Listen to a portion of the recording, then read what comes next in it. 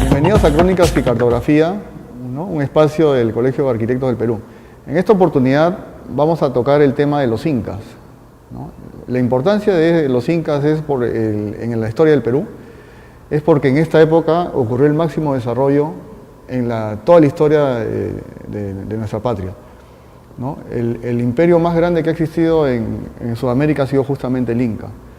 Cuando nos referimos a un personaje importante, ¿no?, de la historia, buscamos, ¿no? No sé, San Martín, Ramón Castilla, y resulta que Pachacútec viene a resumir este pensamiento como el hombre que ha sido el que más ha destacado en la historia del Perú.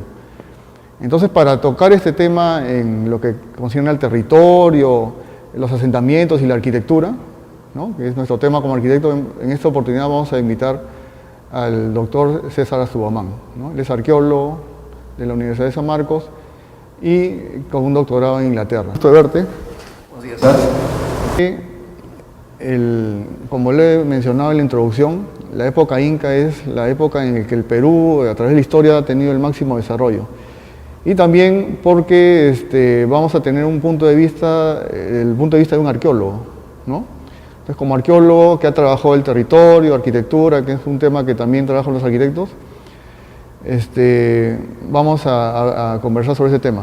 Entonces, para empezar, yo quería preguntarte, o para enfocar más bien al público que nos está viendo, quería preguntarte sobre el tema de cosmovisión inca, ¿no? Cómo los incas veían el mundo, cómo percibían en esa época la visión que tenían de su realidad.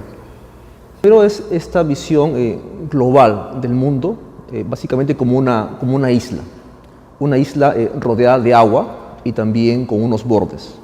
Entonces, esta primera visión general tiene que ver también con la fundación del mundo y también con la formación de las personas, los pueblos, que el caso de Huiracocha, la deidad, esta creación se produce en el lago Titicaca. Después todos ellos, los otros pueblos, aparecen, por ejemplo, en un puquial o manantial, aparecen en otro lago, o también, por ejemplo, en un árbol, que son las pacarinas. De esta forma, esos lugares primordiales de origen de los pueblos son importantes para ellos, pero todo ello tiene que ver con la fundación del mundo y de las personas. Otro momento, por ejemplo, es a la consagración de lo que son los ancestros o los héroes y también su veneración, los cuales muchos de ellos, por ejemplo, se veneraban en algunas porciones del paisaje que era considerado sagrado. Por ejemplo, el tema de los sapos también. Entonces, según esta cosmovisión inca, ellos están pues apropiándose de aquellas porciones del paisaje que eran sagradas para la gente local y están legitimando su presencia en todo el Tahuantinsuyo. Y también están replicando los Cuscos en otras regiones. Tienen su paradigma, que es el Cusco, pero se repite, por ejemplo, estos edificios en regiones alejadas como pues el actual norte de Ecuador o también el norte de Argentina. Pero allí la base primordial es la repetición de un hecho esencial, que es la fundación del mundo. Los incas, ¿no?, es un estado local que aparece en el Cusco, y estos cusqueños a partir de Pachacútec van conquistando otros reinos o señoríos. Entonces, ¿podrías hacernos un panorama de la visión que tú tienes un poco de este mundo antes de los incas, ¿no?, a nivel de provincias, cómo se manejaba este tema y cuál finalmente fue la estrategia de los incas para ir dominando cada uno de estos señoríos o grupos étnicos que iban poco a poco conquistando? Sí, yo creo que esto hay que verlo en una aproximación histórica, secuencial, gradual. En el pasado había un enfoque que veía esta conquista inca con bastante militar y también en un corto tiempo. Sin embargo, la última década en especial, lo que ha visto que la cronología inca es más antigua que le planteó, por ejemplo, Rogo el año 45, primero. Es también mucho más compleja de la simple captura, conquista por guerras. Entonces, o también fundamental en carácter netamente económico, Lo que se piensa ahora es que esta conquista, uno, es más prolongada, segundo, las estrategias son diversas, no fue igual en todas partes, y tercero, el tema de que estas regiones que fueron anexadas fueron administradas después por los incas mediante la instalación de centros provinciales incas. En tu tesis doctoral, como una de las conclusiones, tú planteas que en el caso de los incas, para ver los establecimientos importantes como por ejemplo centros administrativos, otros de menor jerarquía, había que encontrar elementos comunes, ¿no? Para que físicamente o territorialmente nos lleven a un poco entender la administración de territorio. En el caso de lo que más o menos yo he ido conociendo, he visto que casi en la menor parte de estos sitios, incluidos los del norte de Argentina, siempre está presente la callanca y el ushnu, ¿no? Y bueno, y la plaza, ¿no? ¿Qué puedes tú decir al respecto de esto, de este tipo de manejo de los asentamientos? Yo creo que esa trilogía que es plaza, ushnu, callanca es el componente mínimo que los incas están colocando en diversos lugares. En algunos casos existe ya un centro local y los incas hacen alianzas con la gente local y establecen allí sus lugares de control. Es casi un gobierno con el curaca local. En otras regiones los incas lo que hacen es construir completamente los centros provinciales, en algunos casos apropiándose lugares sacros y en otros casos también estableciendo ocupaciones un poco mixtas también. En regiones, por ejemplo, como en el norte de Argentina, los centros provinciales inca pues son de tamaño pequeño en comparación, por ejemplo, a Huanucopampa o Pumpo, que eran bastante extensos. Entonces uno lo que encuentra es que algunas regiones han sido privilegiadas en cuanto a presencia inca y otras han sido más bien marginales, como en este caso la parte del Collasuyo, hacia el sur del Cusco. Sin embargo, a pesar de, como tú dices, la parte de Collasuyo ser en cierta forma marginal, también, ¿no? Como estábamos conversando antes de esta entrevista, cuando los incas ocupan una región en la que no hay mucho desarrollo relativo, ellos hacen transformaciones territoriales que son notorias, ¿no? Entonces, ¿qué puedes afirmar sobre tu experiencia sobre este tema? Sí, yo creo que esta transformación del territorio, digamos, esta apropiación política del espacio, se manifiesta no solamente con la construcción de centros provinciales, es también la red de caminos, es también infraestructura, si quiere, agrícola, y también, por ejemplo, la apropiación de lugares que para la gente local eran considerados sagrados. Entonces uno lo ve y observa pues una mixtura de lo económico con lo político y también con lo religioso, y todo además bastante ritualizado. Entonces, de esta forma, los incas están apropiándose sistemáticamente de esas regiones. Entonces, esto es de forma gradual. Cuando uno observa ahora un plano de un asentamiento inca, lo que está viendo es básicamente la ocupación tardía. Sin embargo, este sitio o estos centros tuvieron etapas de ocupación, fueron creciendo gradualmente.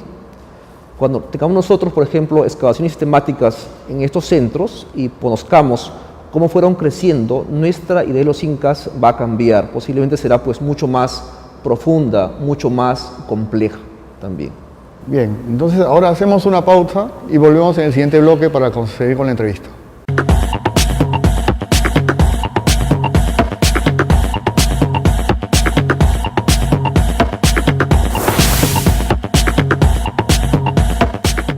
Continuamos con Crónicas y Cartografías con nuestro invitado César Astubamán. César, hemos conversado un poco sobre la cosmovisión inca, territorio, y hemos terminado en establecimientos.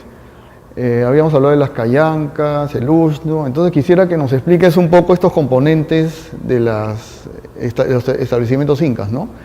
¿Cuáles eran y qué significa cada uno, ¿no? Porque el público puede escuchar callanca, ushnu, agyahuasi, entonces hacemos una precisión un poco de cada uno de estos puntos. Sí, yo creo que en este caso hay que ir primero al Cusco Inca. El Cusco Inca es el referente, el paradigma utilizado en otros lugares del Tahuantinsuyo para la creación de centros, los llamados otros Cusco, ya tanto en la parte simbólica, pero también en la parte funcional. Por ejemplo, en el Cusco existió dos plazas, Huacaipata y Cusipata. Existió un templo del sol, hubieron también probablemente dos aglleguasis y muchos palacios. Sin embargo, cuando uno busca lo que había en el Cusco, que existe en otras zonas, no encuentra exactamente lo mismo. Años atrás, Hislop había planteado, por ejemplo, que no hay dos centros inca exactamente iguales. Entonces, ¿qué es lo que se repite y qué no se repite? Lo esencial es la presencia, por ejemplo, de una plaza, que puede ser de planta trapezoidal, puede ser rectangular o también de planta triangular. Depende de la topografía y a veces completamente no de ello. Hay otros factores, por ejemplo, no completamente claros. En el caso, por ejemplo, de Pumpo, es una plaza de forma trapezoidal, y en el caso de Huanucopampa, que está exactamente al norte, es de forma rectangular. Entonces, ¿por qué esta diferencia en cuanto a formas y tamaños de las plazas? Otro edificio típico, por ejemplo, son las llamadas callancas. Las callancas o galpones o salas grandes podían medir de 30 metros hasta 115 metros de largo. Eran utilizados en época de fiestas para que la gente se guareciera en dichas edificaciones. Entonces, si llovía en la plaza, la gente iba y era alojada en esos lugares. O también, por ejemplo, si existía un tránsito de mitimaes o de soldados o guerreros, eran alojados en ese lugar colectivo.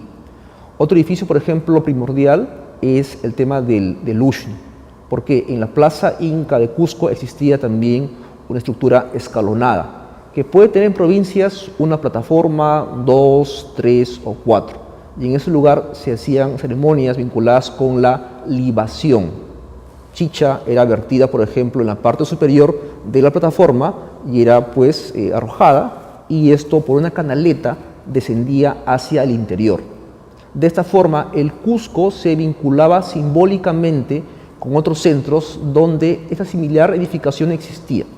Ahora, esto fue gradual. Nuestra visión tardía pues observa aglleguasis o, por ejemplo, también Uxnus con 4 plataformas o también con pues 3. Sin embargo, al comienzo era solamente una plataforma. Luego se estandarizó en la época de Huayna Cápac, habían 2 plataformas o, por ejemplo, 4 plataformas. Entonces, nosotros tenemos esta visión pues tardía de lo inca, donde todas tienen 2 plataformas. Pero si uno excava, como en el caso, por ejemplo, de Mitupampa en la parte norte de Perú, al sur de Huancabamba, se da cuenta que sobre un afloramiento rocoso los incas han colocado un felino tallado en roca, una pareja de felinos. Luego fue cubierto con una primera plataforma, Uxnu, y luego se cubrió con 2 plataformas. Entonces uno tiene, por ejemplo, una secuencia inca en ese lugar que le dice que esto es más complejo que lo que uno asume al ver un plano inca en la época tardía. Entonces, viendo el Uxnu de Vilcabamba, habría la hipótesis de que el original, si uno excava en la parte baja, va a encontrar o varios Uxnus, donde el primero sería prácticamente una especie de plataforma pequeña. Teniendo en cuenta de que Vilcabamba es una de las primeras ciudades que se habría, o yactas que se habría construido, ¿no? Inclusive por el mismo donde participó el Inca Pachacútec. Sí, yo creo que sí. Justamente uno se pregunta por qué es tan complejo, tan elaborado esta edificación conocida como el Uxnu de Vilcabamba. Y es que en este lugar, según la crónica de Santa Cruz Pachacuti, nos muestra un conflicto entre las huacas cusqueñas y las huacas del ahora llamado Chinchaysuyo. Entonces uno se enfoca pues en el tema de la cosmovisión, se imagina, por ejemplo, huacas peleando contra huacas. De ese conflicto los cusqueños vencen, y no solamente vencen, sino que capturan a las huacas y las obligan a hacer trabajos. Por ejemplo, el sitio de Cerro Azul fue hecho por la gente de Pariacaca o, por ejemplo, Guayayo. Incluso también el sitio de Sasaygomán. Entonces es este conflicto el que hace que el Inca además se apodere de las huacas locales. Un gráfico de Guampama ya nos muestra, por ejemplo, al Inca Tupac Yupanqui en el Cusco teniendo las réplicas de las huacas, que son llevadas al Cusco y también dejadas allí en algunas épocas del año, y estas huacas, por ejemplo, son obligadas a dar pronósticos al Inca favorables, o también estas huacas, por ejemplo, a veces son sometidas para que la gente afín a ellos, por ejemplo, colabore con los incas, ¿no? Incluso cuando encuentran a la momia de Pachacute, que está con el ídolo de los chancas, ¿no? Hablando justamente del tema de Cerro Azul, ¿no? Ese dato que has contado es interesante, que la mano de obra de gente de Lunahuaná está trabajando en la parte del Huarco, ¿no? Y el Cerro Azul, el resto arqueológico inca importante que queda es justamente en la parte baja, donde está el, ¿no?, Cerro Centinela. Hay un afloramiento rocoso que da al mar y tiene unas estructuras de piedra. El cronista Ciesa de León dice que dentro de todo el Tahuantinsuyo, ¿no?, él dice que hay que rescatar dos edificios importantes. Uno es el que le llama el templo solar, le llama Fortaleza Sacsayhuamán en el Cusco, y dice, y el otro es la Fortaleza del Huarco. Dice que debería castigarse a los que a este templo lo malogre, inclusive debería reutilizarse, los españoles deberían reutilizar esas estructuras, ¿no? Y bueno, habla que las olas chocaban con el edificio. Cuando uno va, encuentra algunas pocas piedras, las demás han sido desmanteladas. Entonces, de repente tú puedes precisar cuál habría sido el carácter de esta construcción de Cerro Azul, ¿no?, en vista de la calidad arquitectónica, de la importancia que tuvo la conquista de los Huarcos y la semejanza que aparentemente ve Ciesa de León con Sacsayhuamán. Sí, primero creo que hay que ver a Cerro Azul con un contexto mucho más amplio, digamos, pues de la zona de Paramonga, Pachacamac, Bandurria, Cerro Azul y también la parte de Salitre. También, por ejemplo, ese tipo de zonas lo que nos muestran es básicamente que los incas tienen aquí una estrategia diferente, por ejemplo, a otras zonas. Están apropiándose de huacas locales que eran, por ejemplo, considerados hijos de Pachacamac, buena parte de ellos. Estas huacas locales tenían sus moradas en las partes altas que dan hacia el mar. Los incas están construyendo en esos lugares, por ejemplo, edificaciones que son templos, básicamente, los cuales son conectados por caminos, tanto en forma longitudinal, por la costa, y también que van hacia la parte alta, por un lado. Entonces, creo que hay que verlo en esa dimensión, mucho mayor, de por qué los incas construyeron un centro en el lugar de Cerro Azul, por una parte.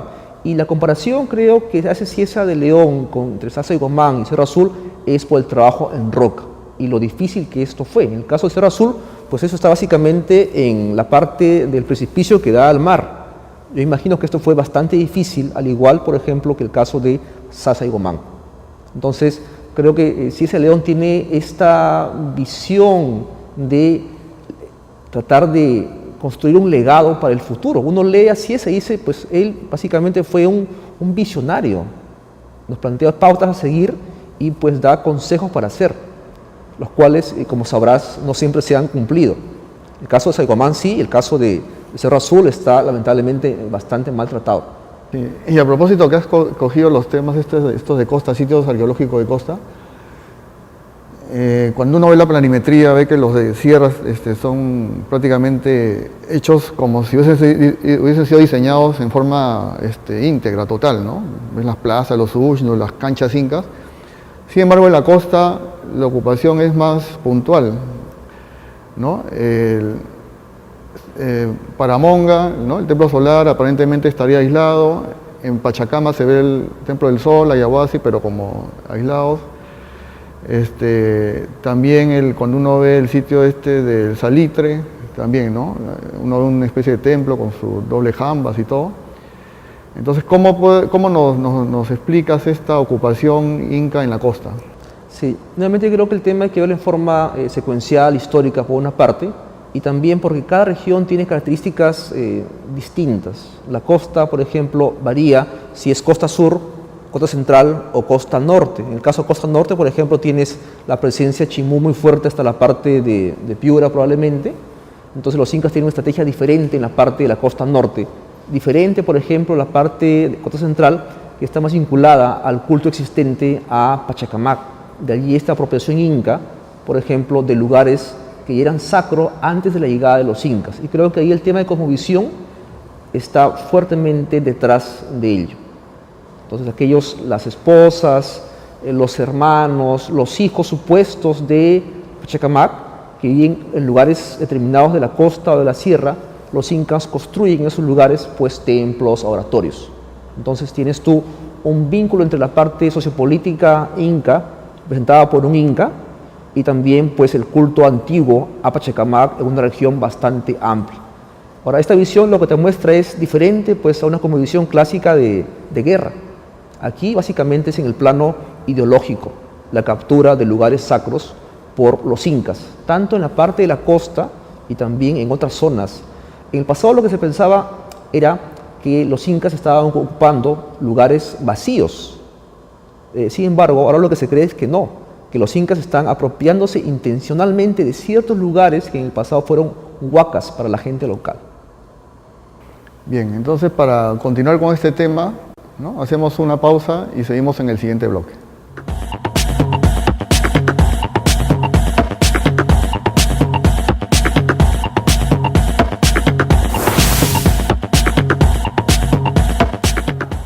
Bien, a continuación vamos a ver el tema que más nos acerca a nosotros como arquitectos. En este caso vamos a ver la arquitectura inca. César, te hago una pregunta. ¿Cuáles son las características de la arquitectura inca a nivel de acabados en los muros, tipo de vanos, de ventanas? Yo creo que en esto hay una gran variabilidad. Si uno examina, por ejemplo, el tema de la costa, el tema de la sierra o la ceja de selva, encuentra variantes, pero también hay constantes. Por ejemplo, creo que la unidad básica es la cancha inca. La cancha inca es un espacio como el que se presenta por acá, y ese espacio tiene recintos, pueden ser 2, 3 o 4, y todos ellos están cercados, tienen un muro que los cerca. De esta forma, este tipo de cancha se reproduce tanto en lo que son, por ejemplo, palacios o residencias. Aparece extensamente en el Tahuantinsuyo, pero principalmente en la parte de la sierra. En la costa hay otro tipo de cancha, la cual no está completamente clara cuál es, ¿ya? Sin embargo, por ejemplo, sí ves identificado la presencia de plazas, que varía en formas, ves también la presencia de ushnus, que pueden ser de 1, 2, 3 o 4 plataformas. En el caso de la sierra, ves la presencia de galpones o salas grandes, lo cual, por ejemplo, en la parte de la costa no aparece. Entonces, hay elementos que sí aparecen tanto en la ceja de selva, tanto en la parte de la sierra y también en la parte de la costa. Aparece, por ejemplo, el típico vano de forma trapezoidal, tanto en acceso principal, que pueden tener pues una jamba, 2 o 3 jambas, o también pues el nicho también de forma trapezoidal. También está, por ejemplo, el uso del color rojo, típicamente inca en gran parte del Tahuantinsuyo. O también, por ejemplo, en las partes de los cimientos, el uso de rocas labradas, que tienen además diferentes formas también, de carácter pues celular, de forma ciclópea, como el caso, por ejemplo, de Sacsayhuamán. Entonces, hay una gran variabilidad, pero también hay constantes. Entonces, yo creo que es en el tema de las constantes que los temas de rituales pueden también reproducirse. Entonces, es importante ese detalle, porque una visión anterior planteaba que los incas están manejando todo en base a diversidad. Y a mí me parece que hay más constantes que diferencias. Ellos se enfocan en las constantes que se están repitiendo. Por ejemplo, el culto al sol se reproducía tanto pues, en la costa como en la sierra. Y, por ejemplo, el culto al panteón inca se hacía dentro de los Agyaguasis, porque es un culto mucho más íntimo, mucho más de las panacas inca. El culto que se muestra a los demás es el culto básicamente al sol. O, por ejemplo, en la parte vinculada al actual Puno o Cusco, el culto, por ejemplo, a Huiracocha. Yo tenía entendido que en el Ayahuasí solamente estaban las ayas, ¿no?, y las mamacunas. Sí, esa es una visión nuevamente tradicional derivada de las crónicas. Llegan los europeos a la parte norte, ya sea la parte de Tumbes o la parte de Cajas, que es un poco la primera visión del Tahuantinsuyo, el año 28 en el caso de Tumbes, el 32 en el caso de Cajas. Entonces, esas visiones de mujeres haciendo comida, haciendo textiles, o siendo presentadas como parejas para los españoles, es una visión muy temprana. Sin embargo, cuando uno analiza los edificios, lo que se da cuenta es que además de canchas para hilar, o restos, por ejemplo, de comida, o restos de chicha, hay sectores que están dedicados al panteón inca. Entonces, una faceta que hemos nosotros redescubierto de las aglias es su actividad como sacerdotisas. Y hablo no solamente de las aglias vinculadas al culto, al templo, al sol, que existían en todas partes, sino también otro tipo de aglias vinculadas al panteón inca, tal como era, por ejemplo, en el caso del Coricancha. Cuando hemos comentado un poco las tipologías arquitectónicas, en el tema de los acabados se ha visto que existían los vanos trapezoidales, ¿no? Y también en algunos casos acabados en piedra o en muchos casos no se veía la piedra sino era trabajo en barro. Entonces la pregunta que te dejo pendiente para después del bloque es sobre un tema particular, preciso, es el uso de doble jamba. ¿Se usaba para qué tipo de edificios? Sagrados, ¿no? Pero eso vamos a verlo, ¿no?, después de la pausa.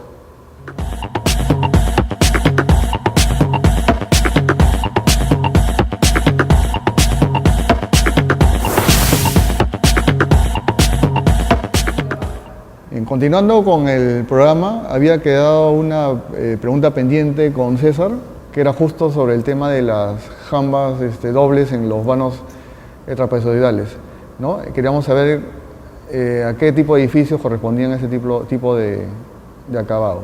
Si uno lo observa en los edificios que pueden ser llamados de élite, por ejemplo, aparece en los agliahuasis, también por ejemplo en los palacios. Pero incluso jambas o con triple jamba se han encontrado, por ejemplo, en la Isla del Sol. Entonces los edificios, o por ejemplo en Guaitará también, unas jambas incluso de forma coincidente hacia adentro. Entonces parece que a mayor complejidad de la jamba indica un estatus especial, en especial las de triple jamba a templos de los incas. De allí este énfasis un poco exagerado por el detalle en la jamba. A propósito de que estamos tocando ese tema, tú te has especializado en el tema de lo que es Piura. Quisiera que nos expliques un poco la ocupación en el caso de Piura, cómo ha sido, la importancia entre los centros administrativos como, no sé, Aipate, Caja, Huancabamba, y cómo los incas han administrado primeramente esta zona de los grupos de Guayacundos, no sé, Paltas, etcétera, y un poco hablarnos de la arquitectura misma de estos sitios. Sí, primero creo que hay que ver la región Piura como una región que tiene una presencia local importante, densa, antes de los incas.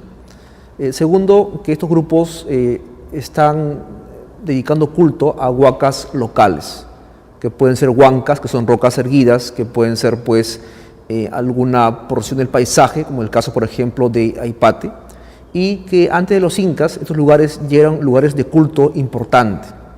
El caso de Mitupampa o el caso por ejemplo de Aipate te muestra ello muy claro. En el caso por ejemplo de Aipate, el año 2004 hemos encontrado sitios del formativo que están dirigiéndose por ejemplo hacia la zona de Aipate, es decir, el camino se dirige hacia Aipate y están eslabonados en esta ruta los sitios antiguos del formativo. Entonces, lo que los incas hacen en la zona al llegar en un primer momento es apropiarse de esos lugares en forma gradual, ya sea como peregrinos, ya sea como quien realiza ofrendas, y creo que es el caso concreto de Mitupampa. Como comentaba, por ejemplo, que los incas llegaron al lugar y como un acto de presencia fundacional, lo que han hecho es tallar felinos, después una plataforma y luego dos. Pero en este rango pasaron por lo menos unos 100 años. Entonces los incas han llegado a la zona gradualmente y su estrategia en la Sierra de Piura ha sido esta captura de lugares sacros. Por ejemplo, uno se va a Huancabamba y este relato que está en Huarochirí, el conflicto entre Parecaca y Guayayo, lo encuentra también en Huancabamba. El relato es exactamente el mismo. Está, por ejemplo, el Inca vinculado a Parecaca y ya no es, por ejemplo, Guayayo, sino es Huitiligún. Pero el relato es exactamente el mismo. O, por ejemplo, ¿por qué los incas están colocando en Ayahuaca o Aipate una importante autoridad religiosa, un vilac? Habían 10 en todo el Tahuantinsuyo y ellos colocan, por ejemplo, uno en Ayahuaca. ¿Por qué allí y por qué no, por ejemplo, en Cajas o en Huancabamba? Entonces, esto nos muestra justamente la importancia de esta zona ante los incas y también porque los incas, por ejemplo, en una zona relativamente corta, están colocando 4 centros provinciales incas. Sí, cuando colocar uno, con uno bastaba. Entonces, los incas establecen sus centros en esta región y lo que están estableciendo pues es un nuevo orden, y este orden es mucho más claro en tiempos de Huayna Cápac. Que aparece como nuevo en Huayna Cápac, por ejemplo, las callancas pequeñas que estaban al sur como Itupampa ya son grandes, por ejemplo, en la zona de Cajas o también en la zona de Aipate. La callanca de Aipate mide 115 metros de largo, es la más grande de todo el Tahuantinsuyo, y ese sello es un sello típicamente de Huayna Cápac. Ahora, ¿por qué importante la región es para él? Porque de esa zona él se dirigió a la conquista de los bracamoros hacia el este y también hacia el norte, lo que sería actual el sur del Ecuador, tanto en la parte de la sierra, pero también la parte de la costa. Entonces lo que hace Huayna Cápac es consolidar su presencia en la Sierra de Piura para dirigir campañas a las regiones vecinas. Ahora, importante en la Sierra de Piura es que estas evidencias de 4 centros tú no las encuentras en el sur de Ecuador y tampoco las encuentras en la parte norte de Perú o en otras zonas, en una región relativamente corta. De los 4 que habían, encuentras ahora 3 centros incas. Aipate al norte, Cajas y Mitupampa. Huancabamba fue también un centro inca, pero la ciudad colonial y la republicana se construye encima. Y todavía se puede ver en las veredas, por ejemplo, pues rocas labradas. O por ejemplo, Tello, el año 16, él también dice, por todo Huancabamba hay rocas labradas. O por ejemplo, Humboldt, 1802, él dice, también hay rocas labradas, por ejemplo, en la iglesia de Huancabamba. Eso te muestra, por ejemplo, que en la zona había 4 centros provinciales inca muy importantes. Entonces, de esos centros inca, los incas están administrando territorios mediante construcción pues de caminos, mediante la instalación de infraestructura agropecuaria y también mediante la captura de las huacas locales. El caso, por ejemplo, concreto de Parecaca. ¿Por qué hay un Parecaca en la Sierra de Lima y por qué hay un Parecaca en la zona de Piura? ¿Y por qué tiene, por ejemplo, Parecaca pues sus esposas, sus hijos, con los topónimos que se encuentran entre estas 2 zonas? Lo que te indica es traslado de mitimaes desde Yauyos o también, por ejemplo, presencia de tierras consagradas a Parecaca y cómo los incas establecen una alianza con esta importante deidad andina. Ya. Como tu experiencia en Piura ha tenido bastante tiempo y tú has recorrido el camino y toda esta zona, quería saber qué hay respecto a la zona más hacia el norte, ¿no? Porque sabemos que el centro principal del Tahuantinsuyo era el Cusco, pero el segundo de importancia era Tumibamba, ¿no? Que está en Cuenca, en el Ecuador. Entonces quería saber que nos comentes qué cosas has encontrado en el trayecto entre lo que es Aipate, ¿no? Y hacia el norte, la zona de Loja, hasta llegar justamente a Cuenca. Sí, cuando investigué la Sierra de Piura, en un comienzo mi área de investigación era solamente la Sierra de Piura. Luego me di cuenta que si yo ampliaba mi área con fines de contraste y análisis hacia la parte de la costa, mi visión cambiaba. Y efectivamente así fue. Pero luego lo amplié hacia la parte de la ceja de selva aledaña a la Sierra de Piura. Entonces, lo que pude ver al ver este transecto de costa, sierra y selva es un camino que, por ejemplo, baja por la cuenca del río Ucubamba, ¿ya? Y está conectando la parte de Chachapoyas hacia la parte norte del actual Perú, con la parte, por ejemplo, de Loja, y luego se va hacia la zona de Tomebamba. Entonces, lo que tenemos nosotros es un camino que viene por la parte de la costa desde Tumbes, Poechos, Piura la Vieja, otro camino que viene por la parte de la sierra, me refiero a Tomebamba, Loja, y también la parte de Aipate, Huancabamba, Cajas, Mitupampa. Y otro camino, por ejemplo, por la parte de la ceja de selva, que va pues por toda la cuenca del río Utcubamba y el Chinchipe, y luego va a la parte de Loja. Y estas 3 redes de caminos están, por ejemplo, vinculadas por caminos que van de la costa a la sierra o de la sierra, por ejemplo, a la ceja de selva. Y todo esto fue básicamente apropiado por los incas. Entonces, esta visión para mí me permitió entender justamente pues datos que aparecen en las crónicas mencionando a Huayna Cápac en la zona de Chachapoyas y de repente aparece directamente en Ecuador. Y preguntar, ¿no pasó por Piura? Al parecer no, va directamente por la parte de la ceja de selva. ¿Y por qué es importante esta zona? Porque es la parte de los bracamoros y es allí la presencia también de oro. O sea, no solamente es el tema de un grupo conflictivo para los incas, sino es también la presencia de mucho oro en esta región. Incluso en la propia arquitectura se han encontrado estos sitios como Cochabamba, ¿no? Incahuasi, que los ha trabajado esta arqueóloga Inge Chejerup, ¿no? Y una cosa como conclusión, ¿no? de lo que hemos conversado, ¿qué recomendaciones o qué pensamiento tienes tú respecto al patrimonio, al manejo de estos sitios arqueológicos, ¿no? Y cuál debería ser el rol que deben cumplir profesionales como nosotros, arquitectos, para salvaguardar este patrimonio que es importante? Yo me remito a la cita que tú has hecho de Cieza de León. Creo que fue él un visionario que vio en el siglo XVI la importancia de algunos centros inca, y pongo esta cita en un contexto mayor, por ejemplo, el tema de la nominación de tramos de camino inca como Patrimonio Mundial de la Humanidad, que el Perú va a hacer ante la UNESCO. En la propuesta inicial del año 2009, por ejemplo, tú veías que estaba la zona de Aipate y el camino inca que iba de Aipate a la frontera con el Ecuador. Sin embargo, hubo un recorte de la propuesta y ahora solamente está, por ejemplo, nominado o va a ser nominado Aipate. Entonces, lo cual me parece una seria fase de retroceso en comparación con la principal propuesta de 2009, que era mucho más integral.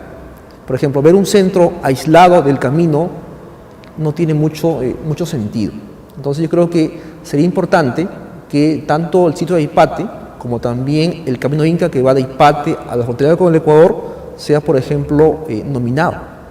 Es un camino que recorre paisajes sagrados, no es formalmente pues como uno encontraría en la parte de Pumpo, Huanucopampa, Empedrado, porque es diferente tipo de zona, es más un camino netamente con tierra firmada o por ejemplo con rocas en hilera que lo van definiendo.